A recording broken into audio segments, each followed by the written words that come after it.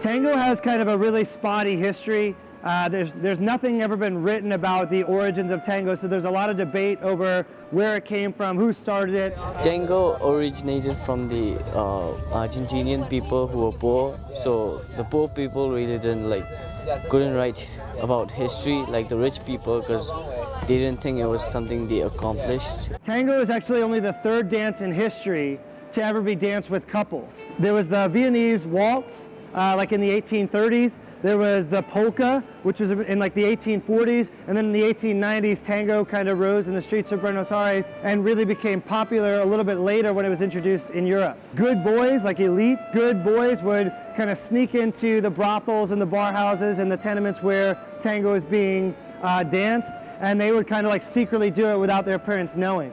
And it wasn't until they went over to Europe to study abroad and go to university abroad that they introduced this dance. And when it got to Paris and Parisians saw it, they were really enamored and in love with this dance.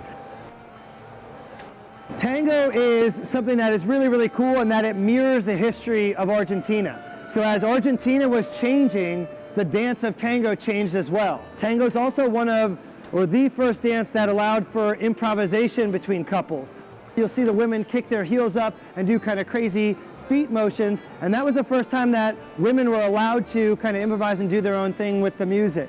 In the 1940s, when women started gaining more momentum and gaining more freedoms, that's when that improvisation piece came in.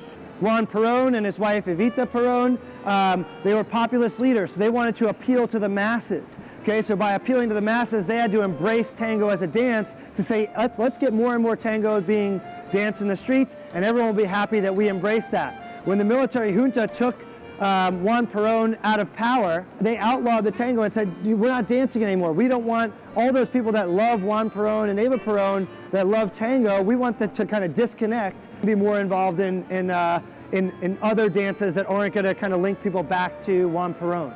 And then after the military junta was ended in 1983, that's when tango kind of was reborn in the sense that, like, let's find our culture, let's refine the past, and let's start dancing tango again. So now tango is this different whole thing because it was outlawed, and then people are trying to refine what tango means and how it relates to being an Argentinian. Real porteños in action, really dancing in milongas, you'll see that they're not all about counting, the 8-step rhythm or one step after the other. They're just in the moment, enjoying each other's company, dancing as best as they can to have a good time. There weren't many women in Buenos Aires. Most of the people that were coming here were immigrant laborers. They were coming here to work, or they were coming here because they just took a long journey from whatever country they had come from, whether it be Spain, Italy, or any other place. Mostly the people making that journey would be men. Okay, in order for men to practice tango, they had to practice with each other in the hopes that when they did get a chance to dance with a girl, they'd be really well versed and really good at it. I like tango very much tonight. I think that it's the perfect fusion between Argentinian culture, which is super passionate and kind of sad in a way. There's a role in gender, so the man's obviously in tango more powerful than the woman, and he leads the woman in a way that's very direct.